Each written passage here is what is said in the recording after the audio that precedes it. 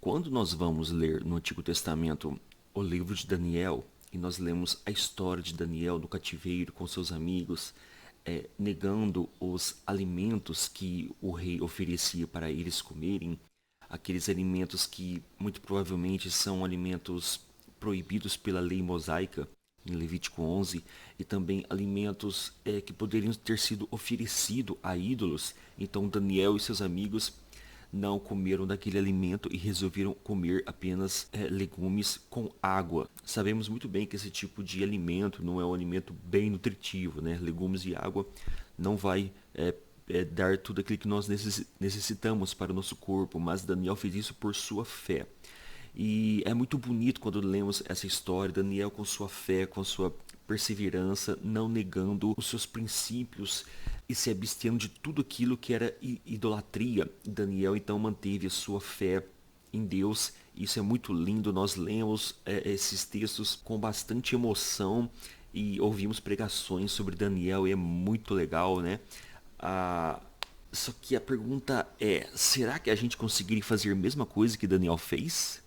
Será que é muito bonitinho ler isso na Bíblia, mas quando chega a nossa vez de se abster de tudo aquilo que parece ser de idolatria, será que a gente vai realmente se abster daquilo? Porque é muito bonitinho quando a gente vai ver na Bíblia. Não é só Daniel, não. A gente vê vários textos em que servos do Senhor se negaram a fazer coisas que pareciam ser idolatria, ou realmente era idolatria, e se absteve de tudo aquilo porque perseveravam ali na sua fé. Paulo, em 1 Tessalonicenses, vai dizer que a gente deve fugir de toda aparência do mal. Essa é uma premissa cristã, tá? A premissa cristã é que a gente não deve se associar com tudo aquilo que parece mal, errado, doutrina errônea, antibíblico, e que as pessoas vão nos associar a alguma coisa que não é cristão, que não é bíblico. E essa é uma premissa cristã, então. Os cristãos, nos primeiros séculos, levaram para si esse tipo de premissa e não se associaram de forma nenhuma com o paganismo. E esse foi o motivo das principais perseguições aos cristãos ali nos primeiros séculos. Já no primeiro século, por exemplo, quando a gente vai ler a carta de Plínio a Trajano, é uma carta secular, onde o jovem Plínio, governador, envia uma carta ao imperador Trajano fazendo algumas constatações, algumas perguntas para o rei. Por que eles deveriam perseguir os cristãos? Porque os cristãos pareciam ser gente boa. E o que eles faziam era tomar a ceia e tal, né? Que eles chamavam de festa ágape. E tinha ali uma questão que eles não entendiam muito bem sobre o que seria comer a carne, né? E o sangue de Jesus, eles não entendiam muito bem. Mas o principal motivo seria porque os cristãos não se debruçavam ali às imagens, ao busto do rei. Esta é uma carta ali do primeiro século, próximo ao livro de João ali em Apocalipse. Então já no primeiro século os cristãos não se dobravam perante uma imagem de um rei, porque poderiam estar associando a idolatria. Os cristãos poderiam muito bem reverenciar a imagem como uma pessoa respeitada, né? Que seria o imperador. Nós estamos reverenciando porque nós respeitamos o imperador como pessoa, como governante, mas nós não estamos debruçando porque achamos que ele é um rei. E pronto, o cristão resolveria todos os seus problemas ali de perseguição, se debruçando, se ajoelhando à imagem ao imperador, mas não como Deus, mas como uma pessoa que merece uma reverência, né?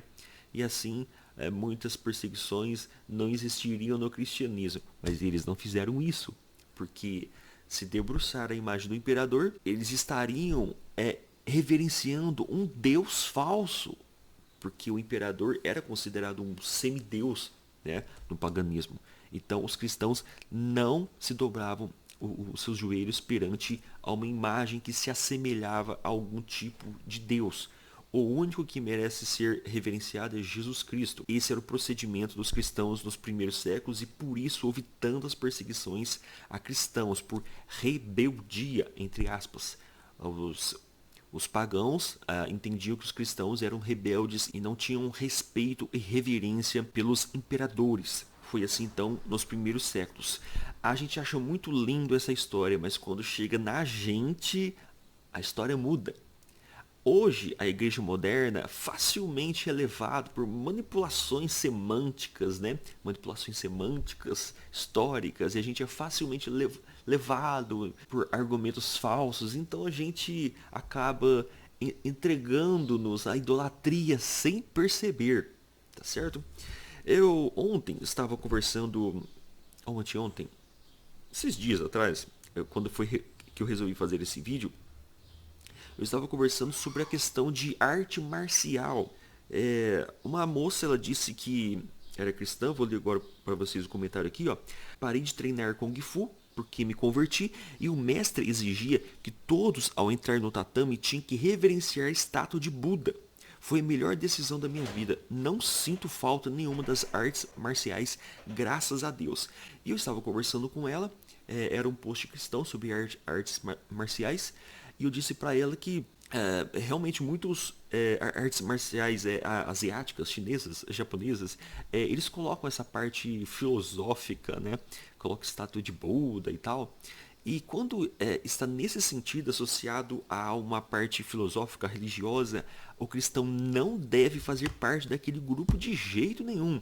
Uma coisa básica, e isso parece que despertou ali a ira de algumas pessoas, dizendo que não tem nada a ver, não tem nada a ver. Se prostrar diante a imagem de Buda simboliza que você tem respeito pela tradição. Ó, você tem respeito pela tradição.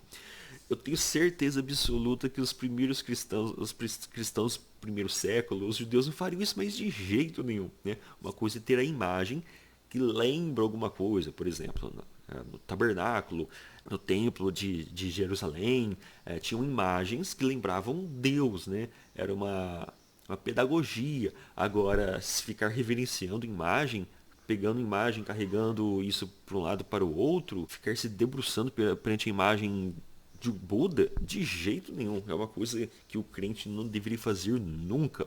Então é uma coisa, um assunto óbvio que deveria ser, não está sendo em nossos dias. O cristão está facilmente sendo manipulado por semântica, por história mal contada.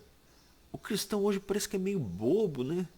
Bom, uma pesquisa rápida, bem assim, nada acadêmica, no tio Google, a gente vai ver que, aqui ó, em azul, o Kung Fu é um sistema completo que alinha corpo, mente e estimula o autoconhecimento e autocontrole. Dessa forma, ele proporciona o equilíbrio, disciplina, concentração e diversos outros fatores que fazem parte do desenvolvimento pessoal. Seus movimentos, que são eficazes em situações de combate, também representam força, respeito, admiração pelo outro, defesa pessoal e clareza de espírito. Clareza de espírito, já chegamos à parte espiritual. O Kung Fu, as artes marciais, geralmente não é apenas luta, né? Como, como seguranças, polícia militar fazem luta para treinar os seus soldados. Não, esse tipo de arte marcial é uma arte milenar e tem toda uma cultura por trás disso. E tem uma parte sim que é intelectual, racional, tem uma parte de que a gente tem que respeitar o próximo, ter empatia, tem que ter respeito, né? Empatia. E também a defesa e também o ataque. Mas não é só isso, né? Existe toda uma coisa por trás, uma filosofia e também uma parte espiritual, uma parte de meditação. Então, a arte marcial, ela, quando ela é só luta, é apenas um esporte. Mas quando ela traz toda uma tradição e aquilo deve ser respeitado demais, em excesso, ao ponto de ter imagem do Buda lá, aí a gente começa a partir para o outro lado, né? Que é a parte já de religião. E o cristão vai fazer parte de outra religião, coisa que cristão no passado nunca faria, tá? Eu mexo com, eu tenho uma loja de jardinagem, eu trabalho com essa parte de jardinagem e nós trabalhamos lá com bonsai. Por incrível que pareça, o bonsaísta médio, ele só faz o bonsai, gosta da arte, legal. Mas o bonsaísta, que ele é o top dos top, ele estuda tanto sobre a arte do bonsai, sobre a cultura do bonsai, que você vai dar uma stalkeada no perfil do cara. O cara tem imagem do Buda gigante no jardim dele, de cimento, sabe? O cara não apenas gosta da arte, mas ele leva para si a idolatria toda, né, asiática. O cara começa a falar um monte de besteira sobre budismo.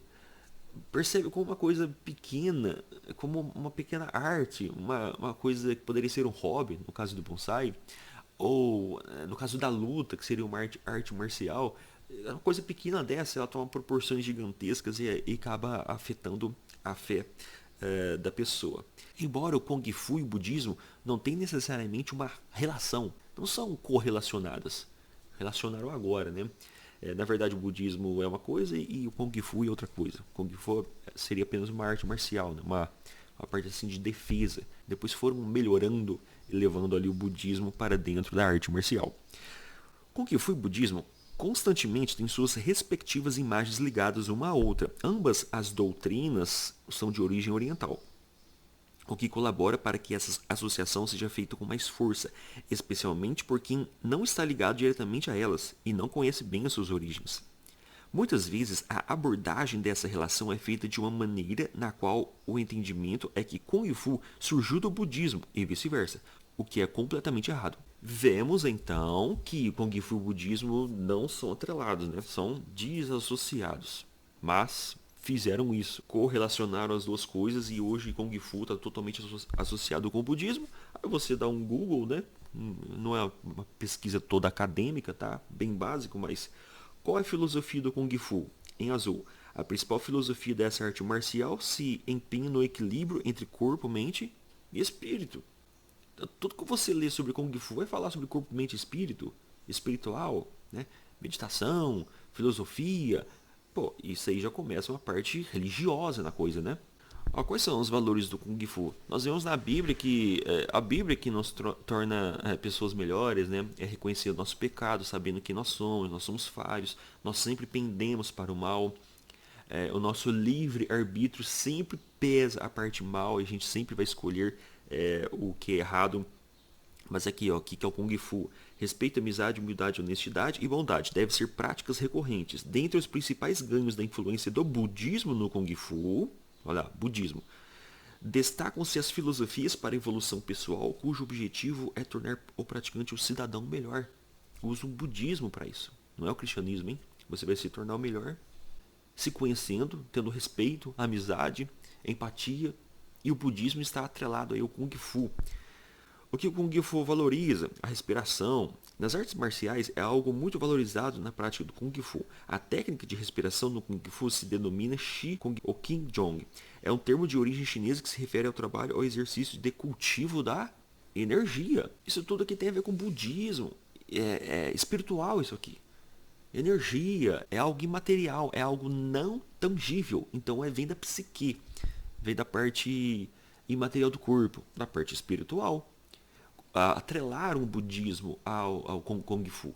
Então por isso que tem imagens de Buda hoje dentro dos tatames aí de treinamento dessa arte marcial. Para melhorar um pouquinho isso, não vou falar só sobre o Kung Fu, vamos falar um pouquinho sobre a capoeira. A capoeira, gente, que ela é uma técnica de defesa e ataque que foi criado pelos escravos no Brasil mesmo, né? Os escravos eram constantemente judiados pelos senhores de escravos, eram perseguidos, né, no meio das fazendas, eram chicoteados, davam pauladas neles, né? E essa história é comum, todo mundo sabe disso. E o que os escravos fizeram para poder se defender? Eles não tinham ferramentas e armas, né? Eles não podiam ficar com essas ferramentas. O trabalho deles era com pouquíssimas ferramentas mesmo, era mais no braço. Então é onde eles treinaram a capoeira. Então a capoeira é legitimamente uma arte marcial, tradicional dos escravos negros brasileiro, hein? Brasileiro. A capoeira é muito interessante assim para a cultura, mas aí vem uma questão extra. Não se trata apenas de luta, de defesa, de arte marcial. Se trata também de uma religiosidade e de espiritualidade, porque trouxe dentro da capoeira aquela questão da afro-religião, né? Onde os orixás, os oguns e etc.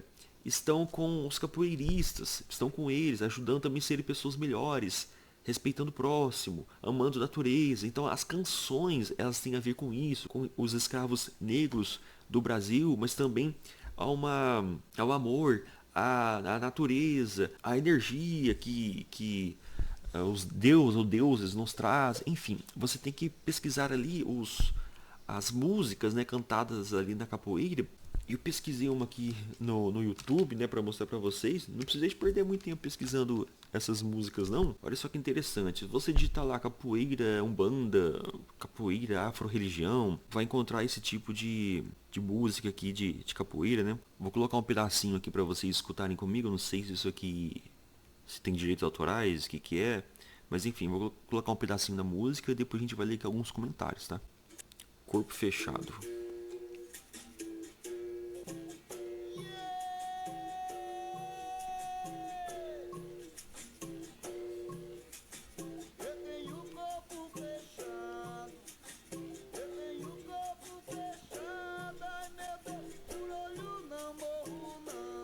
Tá vendo aí o guia?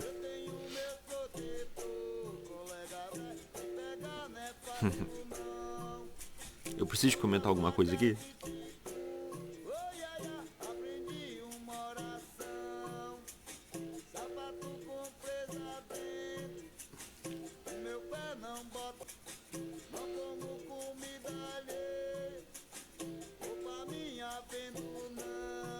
Oxum.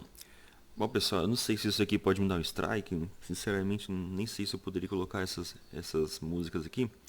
Bom, vamos ler aqui alguns comentários, ó. Aqui esse comentário, ó. Traz mais pontos dos orixás cantando na nossa capoeira, por favor. Ponto de orixá sendo cantado na capoeira. Salve a capoeira, axé pra quem é de axé, escutando 2022 e voltando à capoeira depois de 12 anos longe dela. Então, capoeira totalmente associada à religião Umbanda, né, afro-religião. Outro comentário aqui, salve pra quem é de capoeira. Angola é minha vida, axé é capoeira, sou formado gaúcho formado pelo mestre Tatu. Axé capoeira, salve seu tranca-rua e Zé Pilintra, meus guias. Axé capoeira e saravá, seu Zé Pilintra. Saravá umbanda, saravá candomblé. Olha aqui, ó. Olha o comentário. O foda é que o pessoal da internet mistura muita coisa e ainda inverte. Se vocês acham que a macumba tem alguma coisa com a capoeira, tem sim uma ligação. Basicamente veio do mesmo lugar, né? Tem sim uma ligação com a Umbanda, porém não diretamente. É diretamente, né? Veio do mesmo lugar. Na verdade tem sim. Na Umbanda existe 2 ou 3 linhas que trabalham com capoeira, malandro e baiano. Tem ligação com o candomblé, assim como as outras manifestações culturais afro-brasileiras, não diretamente. Capoeira não tem religião. Quem tem a religião é o capoeirista. Bom, então vocês viram, né? Tem sim uma ligação. Tem sim uma ligação. A afro-religião é trazida pelos escravos no Brasil e a capoeira também veio do mesmo lugar. Por isso que ela é toda associada. Agora a pergunta é: eu posso lutar capoeira, kung fu, né, artes marciais? Se o grupo ele não prega isso, não usa esse tipo de religião, filosofia religiosa, não toca nesse assunto, é apenas luta, eu acho que o cristão pode participar sim, sem problema nenhum. É porque aí é uma arte marcial, seria um esporte como futebol, vôlei, bolinha de gude, peão, né? Aí eu acho que não tem problema nenhum. Tem uma questão de associação com a afro-religião, no caso da capoeira, mas eu acredito que sim, seria apenas uma arte marcial, né? Porque essas associações elas são feitas mesmo até no futebol, né? Por exemplo, a pessoa que joga futebol no final de semana. Todo cara que joga futebol, depois ele é mulherengo, é alcoólatra. Então sempre essas associações vão sendo feitas mesmo, infelizmente. A mulher joga vôlei, ela usa roupa coladinha, né, coisa de crente. Eu acabei de criar isso na minha cabeça. Então as pessoas sempre vão fazendo essas associações, criticando e tal. Infelizmente, a pessoa sempre vai criticar mesmo. Isso é normal. Até aqui no nosso trabalho a gente é criticado o tempo todo. Eu acredito que se a pessoa entrar num grupo desse para praticar artes marciais, né? Como se fosse para cuidar do seu corpo, para aprender uma luta, para defesa pessoal, e não tiver nada relacionado a essa parte religiosa, eu acho que pode sim, Kung Fu, capoeira, seja o que for.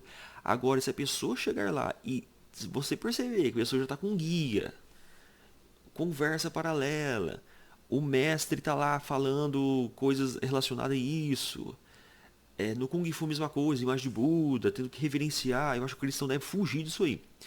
Tem um amigo meu que ele lutou capoeira muitos anos e ele me disse que a maior parte das pessoas lá são bandistas mesmo. Inclusive a irmã dele é um bandista, a mãe dele é um bandista. E esse amigo nosso então contou que as pessoas lá eram bandistas sim. E interessante que eu evangelizei ele. Eu evangelizei meu próprio amigo. E nesse caso, o cristão não deve fazer parte, na minha opinião, não deve fazer parte então desses grupos onde você entra e vê coisas que são associadas a ídolos, a paganismo, afro-religião, budismo, etc. O cristão nem deve fazer parte disso. Estamos vivendo um momento em que no cristianismo está sendo aceito qualquer coisa.